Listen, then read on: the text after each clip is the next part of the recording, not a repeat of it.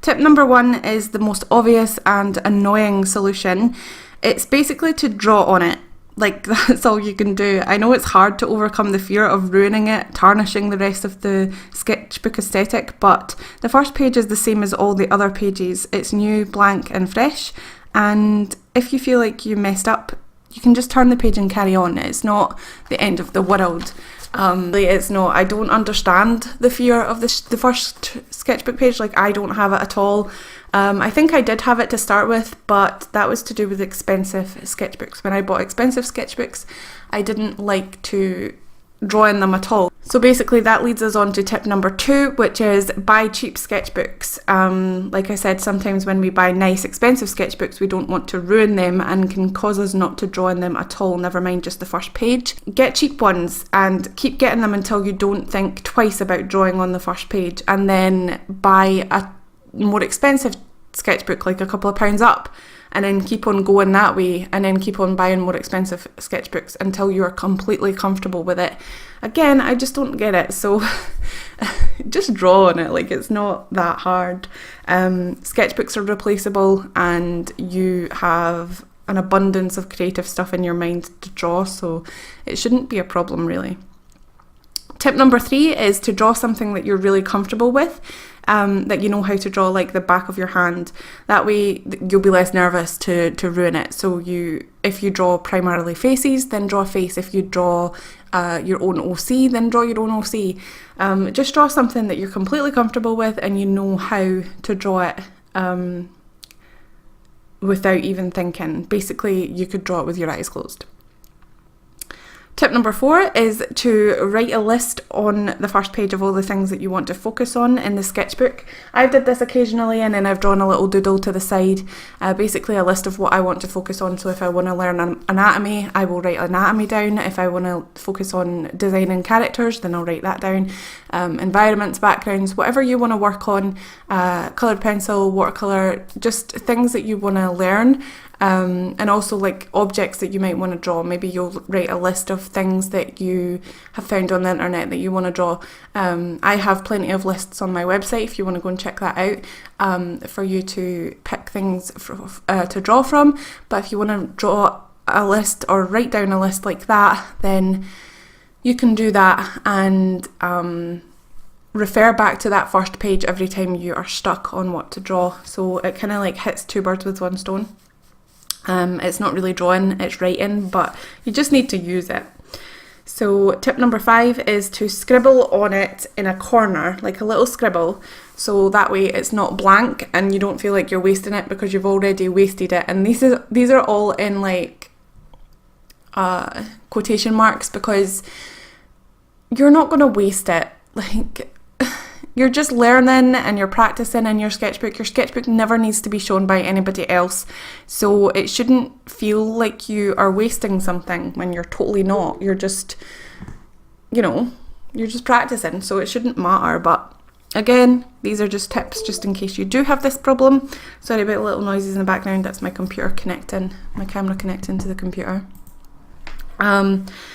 So tip number 6 is to stick reference photos to the first page. So you could stick some colour inspiration, like colour swatches, or some reference photos of faces, or just places that you like to go to, like relaxing places, or just things that you want to draw.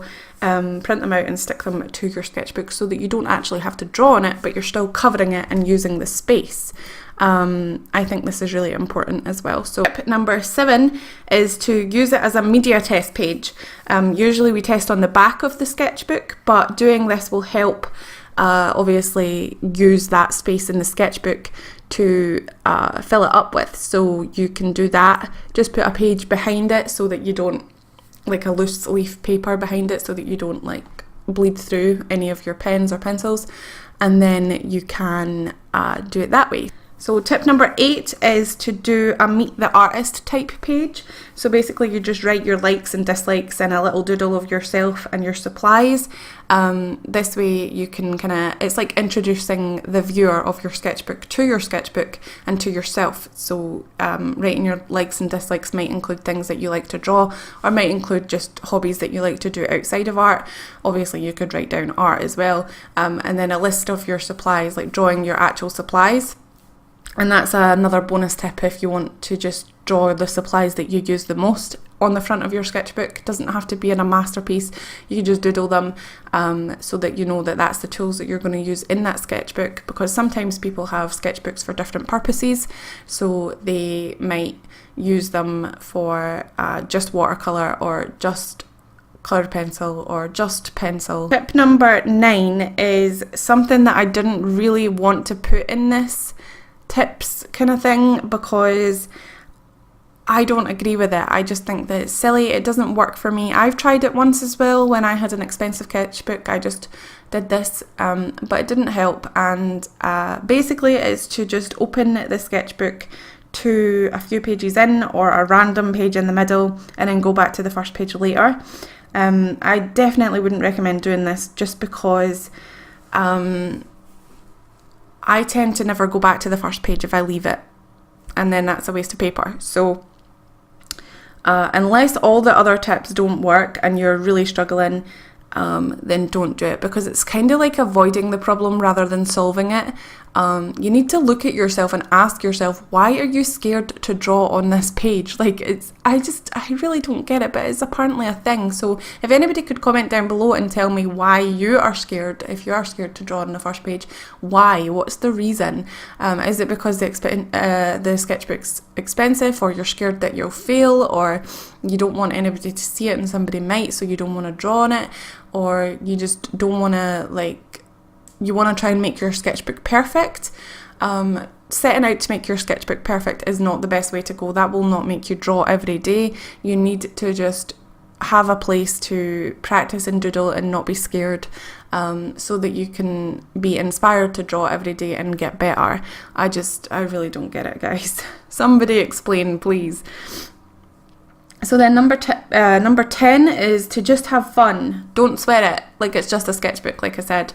I couldn't think of any more tips. There are other things that you could do, like if it's a watercolour sketchbook, you could probably just put splatters on it first, and then it's obviously got some colour on it, so you can build on top of that. Or you could put a wash of marker on it and then doodle on top of it, or you could draw a pattern in the background, do some Zentangling, or you could just do some brainstorming or note-taking, journaling, write a quote from your favourite artist, or your favourite inspirational speaker or something.